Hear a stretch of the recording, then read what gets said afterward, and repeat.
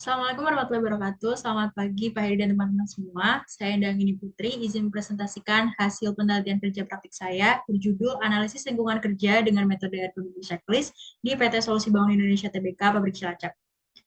Untuk latar belakangnya, yaitu terdapat aspek pada lingkungan kerja di area operational transport dan urban inventory yang masih rawan dan beresiko, sehingga dapat mengakibatkan kecelakaan dan penyakit akibat kerja. Oleh karena itu, perlu dilakukan upaya preventif untuk meningkatkan keselamatan para pekerja. Hal tersebut dapat dilakukan dengan evaluasi penerapan ergonomi dan K3 lingkungan kerja. Tools yang akan digunakan yaitu ergonomi checklist. Rumusan masalahnya yaitu mengenai penerapan ergonomi dan K3 pada operational transport dan urban inventory di PT SBI Cilacap karena masih terdapat aspek lingkungan kerja yang rawan dan beresiko. Dibutuhkan analisis dan identifikasi mengenai lingkungan kerja dengan metode-metode tertentu untuk mencari adanya penyimpangan beserta dengan faktor-faktor penyebab penyimpangan tersebut.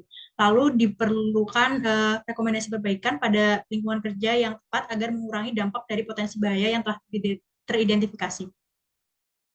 Tujuan penelitiannya ada dua. Yang pertama, mengidentifikasi dan menganalisis 132 aspek potensi bahaya di PT SBI Cilacap. Dan yang kedua itu memberikan rekomendasi perbaikan pada aspek yang dinilai masih kurang baik. Ini sedikit company profile dari PT SBI, yaitu merupakan salah satu dari Semen Indonesia Group dan juga merupakan BUMN yang memiliki komitmen untuk menjadi perusahaan yang terdepan dengan kinerja terbaik dalam industri bahan bangunan di Indonesia. SBI itu memiliki 4 pabrik yang ada di Lokmah, Narogong, Cilacap, dan Tuban. Kemudian SBI ini memproduksi semen Dynamics. Selain itu juga memproduksi semen dari produk Semen Indonesia Group yang lain, yaitu semen Gresik dan semen Padang. Metode penelitian yang saya gunakan dimulai dari perumusan masalah, kemudian penentuan tujuan penelitian, studi literatur, dan studi lapangan, lalu dilanjutkan dengan pengumpulan data mengenai questionnaire ergonomic checklist, lalu hasil question tersebut diolah menggunakan pengolahan data, dan dilanjutkan dengan pembahasan dan analisis, serta kesimpulan dan saran. Ergonomi checklist itu merupakan daftar inspeksi yang dilakukan untuk meningkatkan mutu pekerjaan. Ergonomi checklist oleh International Labour Organization atau ILO itu menyajikan 132 subaspek yang bertujuan menciptakan efek positif tanpa bergantung pada solusi yang mahal atau canggih. Untuk hasil dan pembahasannya, berikut adalah rekap dari hasil ergonomi checklist, di mana untuk aspeknya itu terdapat 9 aspek dengan total subaspeknya itu sebanyak 132. Nah, dari hasil pengamatan terhadap 132 subaspek ergonomic checklist, didapatkan 105 subaspek dalam keadaan baik, 11 subaspek dalam keadaan tidak atau kurang baik, dan diantaranya terdapat 9 subaspek prioritas perbaikan, serta 16 subaspek tidak ditemukan pada area operational transport dan urban inventory. Nah, untuk kondisi yang kurang baik itu akan dilanjutkan dengan rekomendasi perbaikan. Untuk subaspek yang pertama, di aspek penyimpanan dan penanganan material, itu subaspek satu, jalur-jalur transportasi bebas hambatan dengan rambu-rambu yang jelas. Rekomendasi perbaikannya yaitu memastikan tidak ada barang yang diletakkan pada jalur transportasi. Kemudian memberikan keterangan dalam bentuk poster mengenai arti dan penggunaan warna jalur di area palitizer. Lalu subaspek ke-32, pada aspek keamanan mesin produksi, yaitu merancang alat kontrol atau pengendali untuk mencegah mesin bekerja secara tidak sengaja. Rekomendasinya yaitu melindungi tombol dari aktivasi tidak disengaja dengan memberikan cek di sekitar tombol. Kemudian dapat juga merancang tombol penting seperti on-off emergency jauh dari tombol kontrol lainnya. Berikutnya, subaspek 34, membuat tiap alat kontrol berbeda satu sama lainnya, sehingga operator dapat dengan mudah membedakan. Untuk rekomendasinya itu mengubah tombol yang ada menjadi berbeda bentuk, ukuran, atau warnanya dibandingkan tombol lain yang memiliki fungsi berbeda, serta menambahkan label pada keterangan fungsi tombol. Lalu untuk subaspek 48, menggunakan sarana penghalang yang terikat atau interlock sehingga pekerja tidak dapat menggapai titik berbahaya ketika mesin sedang beroperasi. Untuk rekomendasinya itu membuat penghalang interlock di sekitar bagian mesin yang bergerak sehingga hanya dapat dibuka menggunakan kunci.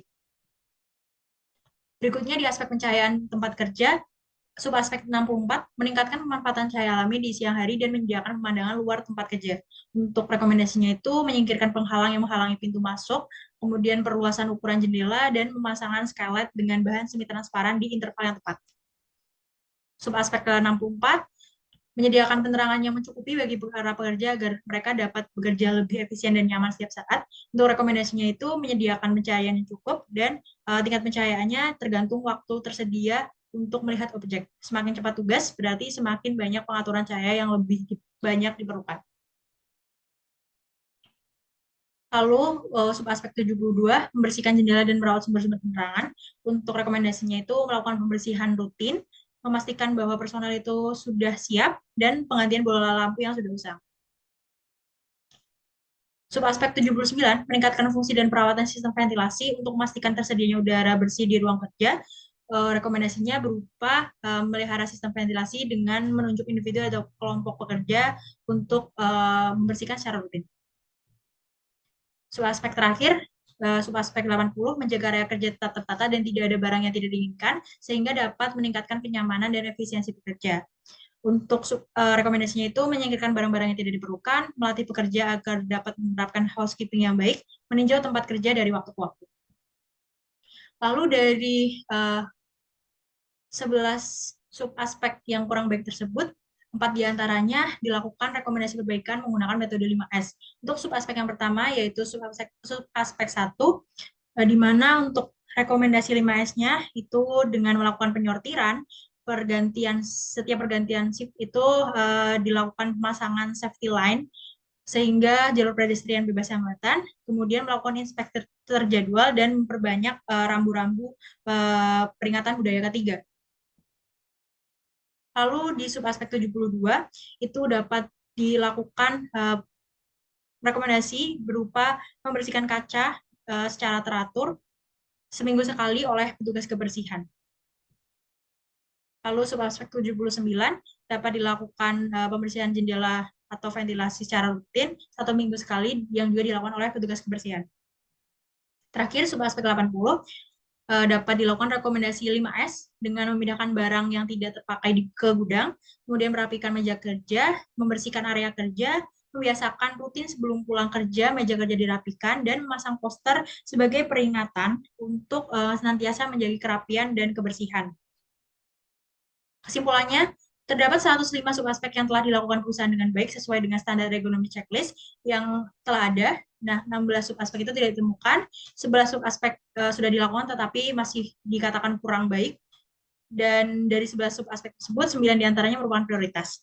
Kemudian yang kedua, dari subaspek yang termasuk prioritas, dilakukan perbaikan tidak hanya berupa dengan buku panduan ILO saja, tetapi juga menggunakan rekomendasi perbaikan 5S. Demikian yang dapat saya sampaikan, kurang lebihnya mohon maaf. Assalamualaikum warahmatullahi wabarakatuh.